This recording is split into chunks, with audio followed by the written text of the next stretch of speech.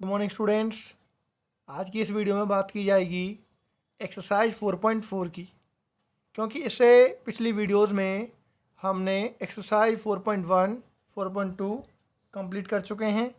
अब इस वीडियो में हम एक्सरसाइज 4.2 करने जा रहे हैं और उसमें कुछ फॉर्मूले इस्तेमाल होंगे जो कि आप स्क्रीन पर देख पा रहे हैं। उनमें से पहला है हमारे पास डी। डी क्या होता है? डिस्क्रिमिनेंट। D for discriminant. और डी का फॉर्मूला होता है डी बराबर होता है B square minus 4ac। D बराबर B square minus 4ac। D मतलब डिस्क्रिमिनेंट। अगर हमें किसी क्वेश्चन में डिस्क्रिमिनेंट निकालना है तो डिस्क्रिमिनेंट का फॉर्मूला होता है बी स्क्वायर माइनस 4ac। ठीक है, किसी भी क्वाड्रेटिक इक्वेशन के अंदर जैसे मैं बात करूं, for a quadratic equation a x square plus b x plus c equal to 0। ये क्या है? क्वाड्रेटिक इक्वेशन है। इसके अंदर जो हम बात कर रहे हैं बी स्क्वायर माइनस 4ac की, तो वो यहीं से निकलेगा। बी ये वाला बी है, स्क्वायर माइनस 4ac, 4 आपका फॉर्मूले में है ही, ए ये वाली वैल्यू और सी जो आपकी ये वाली वैल्यू होती है। ठीक है, तो बी स्क्वायर माइनस 4ac जो है हमें निकालना है, ये आपका डी का फॉर्मूला है, बी स्क्वायर माइनस 4ac। और इसके लिए अब क्या करना होगा आपको, वो आप ध्यान दें। सबसे पहले अगर हमारे पास कोई भी इस प्रकार की क्वाड्रेटिक इक्वेशन है तो हम सबसे पहले उसमें बी स्क्वायर माइनस 4ac निकाल कर देखेंगे, मतलब उसका डिस्क्रिमिनेंट चेक करेंगे। और वहाँ पर अगर कंडीशन निकल के आएगी, पहली कंडीशन है if b square minus 4ac greater है 0 से। अगर बी स्क्वायर माइनस 4ac की वैल्यू 0 से बड़ी है तो क्या होगा? Then two different real roots possible. जब क्या होगा? दो डिफरेंट रियल रूट पॉसिबल होंगे। ठीक है, ये आपको याद रखना है, एक एक नंबर के क्वेश्चनों में भी आ जाता है। और बाकी जो क्वेश्चन तो आप देखेंगे इसमें, वो क्वेश्चन तो इसके ऊपर आ ही रहे हैं, लेकिन कभी कभी एक नंबर में ये भी पूछ लिया जाता है। तो बी स्क्वायर माइनस 4ac की अगर वैल्यू 0 से बड़ी होती है तो हमारे पास कंडीशन निकल के आएगी two different real roots are possible. Clear बात? दो अलग अलग रियल रूट पॉसिबल होंगे, एक बात ये। फिर आता है दूसरी condition, if b square minus 4ac is equal to 0। अगर बी स्क्वायर माइनस 4ac की वैल्यू बराबर है 0 के, अगर हमने बी स्क्वायर माइनस 4ac को सॉल्व किया, सॉल्व करने के बाद हमारी वैल्यू 0 आ गई, तो क्या होगा? Then two equal real root possible. तब क्या होगा? हमारे दो इक्वल रियल रूट पॉसिबल होंगे। पहली कंडीशन में क्या था?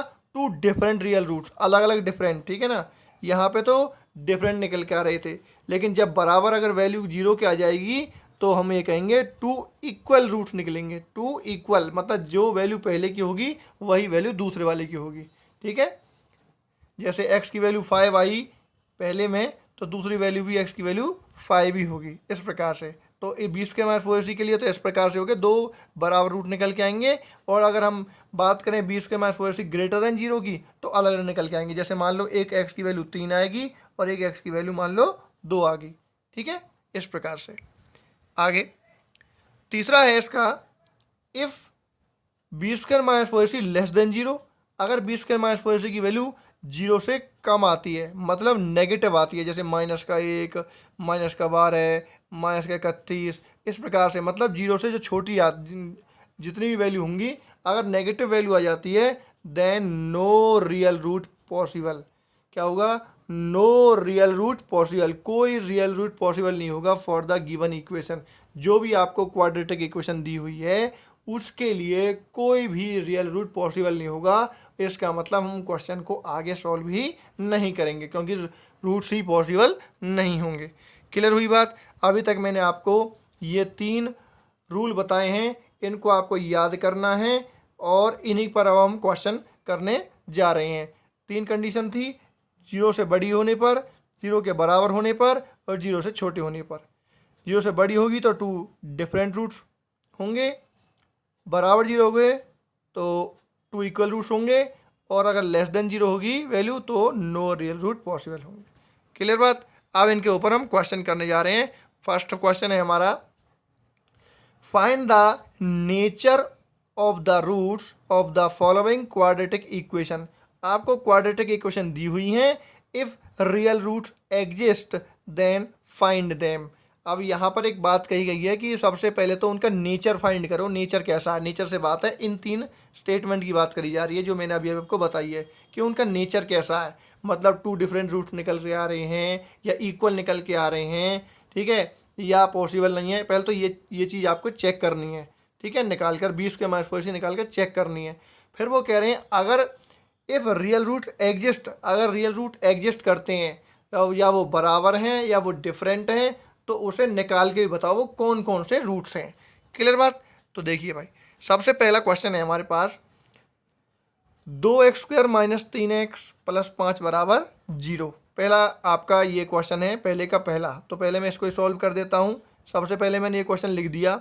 सबसे पहले क्या करेंगे, on comparing this equation with ax² + bx + c = 0। सबसे पहले मैंने क्या किया, इसको मैंने क्वाड्रेटिक इक्वेशन से, हमने क्या कर दिया, इस क्वाड्रेटिक इक्वेशन से कंपेयरिंग कर दी, क्योंकि ये क्या दे रखी है आपको, एक क्वाड्रेटिक इक्वेशन दे रखी है। तो अगर मैंने इसकी कंपेरिजन करी तो a की वैल्यू आप देख पा रहे हैं क्या बनी, a की वैल्यू 2, ठीक है, b की वैल्यू क्या बनी -3 और c की वैल्यू क्या बनी 5। वो मैंने आपके यहाँ पर लिख दी। a b c की वैल्यू समझ में आ गई। उसके बाद अगला स्टेप मैंने क्या बताया आपको, अगला स्टेप क्या है, डिस्क्रिमिनेंट चेक करना है। सबसे पहले नेचर फाइंड करना है ना। नेचर फाइंड करने के लिए हम क्या निकालेंगे, b² - 4ac, मतलब डिस्क्रिमिनेंट d = b² - 4ac हम चेक करेंगे। b की वैल्यू कितनी हमारे पास क्या आई, -3 का स्क्वायर -4ac, a की वैल्यू कितनी है 2, c की वैल्यू कितनी है 5, ठीक है, -3 का स्क्वायर करेंगे तो आ जाएगा 9 प्लस का, क्योंकि -3 का स्क्वायर मतलब है -3 गुना -3 और माइनस क्या हो जाता है प्लस, तो हमारे पास यहाँ पे कितना आएगा 9 आएगा प्लस का। उसके बाद इसकी मल्टीप्लाई कर दी, 4 दूनी 8, 8 पंजे 40, तो ये हो गया -40। अब यहाँ पर आपने देखा -40 आ गया है, तो 9 में से हमने 40 माइनस कर दिया तो यहाँ पे आएगा -31। मतलब कहने का क्या हुआ कि जो वैल्यू निकल के आई हमारे पास b² - 4ac की, b² - 4 कितनी निकल के आई है -31। और तो ये कौन सी कंडीशन बन गई, ये तीसरी वाली कंडीशन बनी। ये वाली कंडीशन बनी थी कि b² - 4ac की लेस देन हो गई 0 से, b² - 4ac की वैल्यू लेस देन हो गई 0 से, मतलब -31 छोटा है किससे, 0 से। तो क्या कंडीशन निकलेगी, then no real root is possible for the given equation. कोई नो रियल रूट पॉसिबल, कोई रियल रूट पॉसिबल ही नहीं है, क्योंकि ये कंडीशन आपको यहाँ पर बताई थी।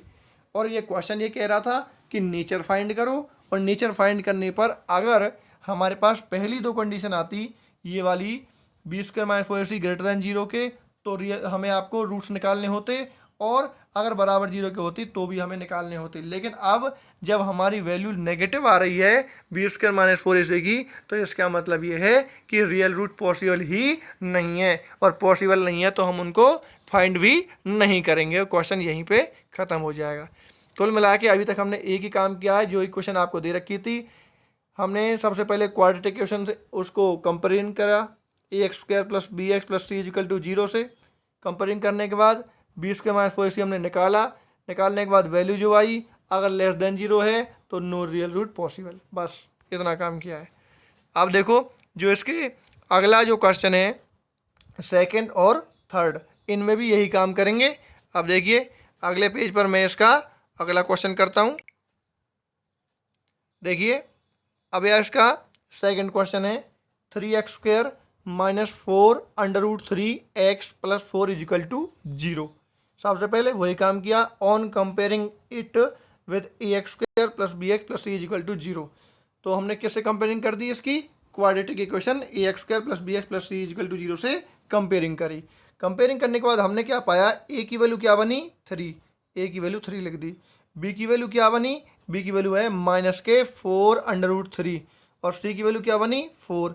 हमने बराबर ये आपकी रख दी। क्लियर बात, जिससे हमें कोई वैल्यू रखने में कोई दिक्कत ना हो, इसलिए हम पहले इसको लिख लेते हैं। फिर हमने डिस्क्रिमिनेंट निकाला, d = b² - 4ac फाइंड किया, b की वैल्यू रख दी -4 √3 का होल स्क्वायर हो गया -4ac, a की वैल्यू 3 रख दी और c की वैल्यू 4 रख दी, जो कि हमने ऊपर लिखी हुई है। अब हमने इसको सॉल्व किया, -4 √3 का होल स्क्वायर, इसका मतलब क्या हुआ, -4 का स्क्वायर करेंगे तो हो गया आपका 16, ये हमने लिख दिया, और √3 जो हमारे पास √3 आ रही है इसका हम स्क्वायर करते हैं तो हम क्या होता है, ये कट जाता है, तो केवल क्या रह गया 3। ठीक है, 16 गुना 3 हो गया आगे, और पीछे वाले में क्या है 4 तिया 12 और 12 चौक 48, तो माइनस का 48 पीछे आ गया। अब 16 और 3 की मल्टीप्लाई करिए, 16 तिया 48, ये भी यहाँ पर होता है 48 माइनस 48, तो यहाँ पर वैल्यू क्या निकल के आ गई, 0 निकल के आ गई, वैल्यू निकल के आई हमारे पास 0। तो हमारे पास कौन सी कंडीशन निकल के आ गई, ये आपकी सेकंड वाली आपकी कंडीशन निकल के आ गई। b² माइनस 4ac बराबर है 0 के। ठीक है, मतलब b² माइनस 4ac की वैल्यू किसके बराबर आ गई, 0 के आ गई, मतलब वैल्यू 0 आ गई। तो क्या होगा, therefore real root exist, real root क्या है, एग्जिस्ट करते हैं, मतलब उसके जो रूट एग्जिस्ट करते हैं, और वो कैसे हैं, वो आपके इक्वल हैं। मैं लिखा हुआ है for the given statement they are equal to each other. ठीक है, real root exist and they are equal to each other, real root exist भी करते हैं, नेचर कैसा है उनका, वो इक्वल रूट्स हैं, क्योंकि कंडीशन क्या आती है, अगर बराबर 0 के आती है तो क्या होंगे, 2 इक्वल रूट्स होंगे।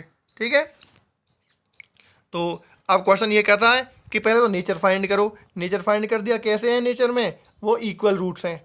ठीक है, इक्वल रूट्स हैं तो उनको फाइंड भी करना है हमें, फाइंड करेंगे। तो आगे क्या है, यहाँ पे देखें and the roots will be, तो रूट्स क्या होंगे, तो आपको ध्यान रखना है कि यहाँ पर जब भी आपके बराबर वैल्यू 0 के आएगी, मतलब 2 इक्वल रियल रूट पॉसिबल होंगे, तो उसके लिए फॉर्मूला है ये यहाँ पर x बराबर माइनस का b/2a, x बराबर माइनस का b/2a, ये फॉर्मूला है जब 2 रियल रूट हमारे पॉसिबल होते हैं। तो x बराबर माइनस का b/2a माइनस का b/2a, मतलब जो वैल्यू इसकी आएगी वही सेकंड वाले की आएगी। तो एक के निकाल के दिखा दीजिए, दूसरा अपना आप ऑटोमेटिकली हो जाएगा।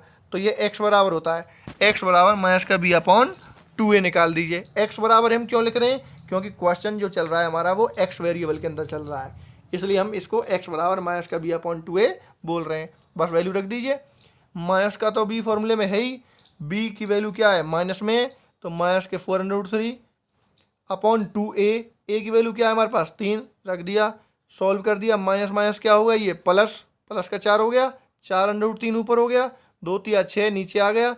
अब 2 से काट दिया इसको, 2 दूनी 4 हो गया ऊपर, 2 तिया 6 हो गया, कट गया। अब 2√3 ऊपर और 3 नीचे, ये हो गया। अब यहाँ तक आपको ये चीज़ क्लियर हो गई होगी, ध्यान से दोबारा से देख लीजिए इसको। मैंने x बराबर माइनस का b/2a को सॉल्व कर दिया, माइनस माइनस प्लस हो गया तो 4 लिखा, √3 जो के तो ही, और 2 से 3 की मल्टीप्लाई करी वो 6 हो गया, 2 से काट दिया तो ये 2 बार और ये 3 बार कट गया, 2 दूनी 4 2 तिया 6, ऊपर से 2√3 बचा, नीचे से अंडर जो है नीचे कुछ है ही नहीं, नीचे सिर्फ 3 है। अब क्वेश्चन ये है कि हमारा एक्चुअलिटी में ये आंसर तो यहाँ पे ख़त्म हो गया, लेकिन जो मैथ में आंसर दे रखा है वो इसको और सॉल्व कर रखा है, तो इसका मतलब हमें थोड़ा सा और सॉल्व इसको कर देंगे इसको, तो ज़्यादा बड़ी कोई बेटर वाली बात ही नहीं है। तो 2√3 ऊपर लिखा ही हुआ है, तो जो 3 है, 3 की जगह हमने क्या लिख दिया, √3 गुना √3 लिख दिया, क्योंकि मैंने पिछली वीडियो में बताया था 3 का मतलब क्या हो जाएगा, √3 गुना √3, क्योंकि तीनों √3 गुना करेंगे तो क्या आता है 3, तो वही चीज़ है, यहाँ 3 लिखा हुआ था, 3 की जगह √3 गुना √3 लिख दिया, तो √3 से √3 कट गया, तो रह के आ गया 2/√3। तो आंसर क्या निकल के आया, माइनस का b/2a का 2/√3 निकल के आया। ठीक है, तो अगर ये हमारे पास माइनस के b/2a की वैल्यू ये है, तो जो पहले की होगी वही दूसरे की होगी, तो लिख देंगे सो 2 इक्वल रूट्स आर 2/√3 और 2/√3, 2 इक्वल रूट्स निकल के आ गए, और 2/√3 2/√3। यहाँ से हमारा क्वेश्चन का एक तरीके से जांच भी हो जाती है कि हमारा क्वेश्चन ठीक है, क्योंकि हमने बताया था स्टार्टिंग में कैसे रूट निकल के आ रहे हैं, इक्वल निकल के आ रहे हैं, और जब हमने निकाल के बताया तो देखो वो बराबर ही निकल के आ रहे हैं, जिनकी वैल्यू सेम है, 2/√3 2/√3। केवल एक को ही हमने सॉल्व किया, दूसरे की वैल्यू हमने ऐसे ही रख दी, क्योंकि उसको सॉल्व करेंगे दोबारा तो यही आपका प्रोसीजर दोबारा रहेगा, इसलिए हम इसको एक बार में ही लिख देते हैं। तो ये हमारा क्वेश्चन यहाँ पे ख़त्म हो गया, पहले का आपका ये सेकंड पार्ट था। इसके बाद इसका थर्ड पार्ट और जो है वो हम अपनी नेक्स्ट वीडियो में डिस्कस करेंगे।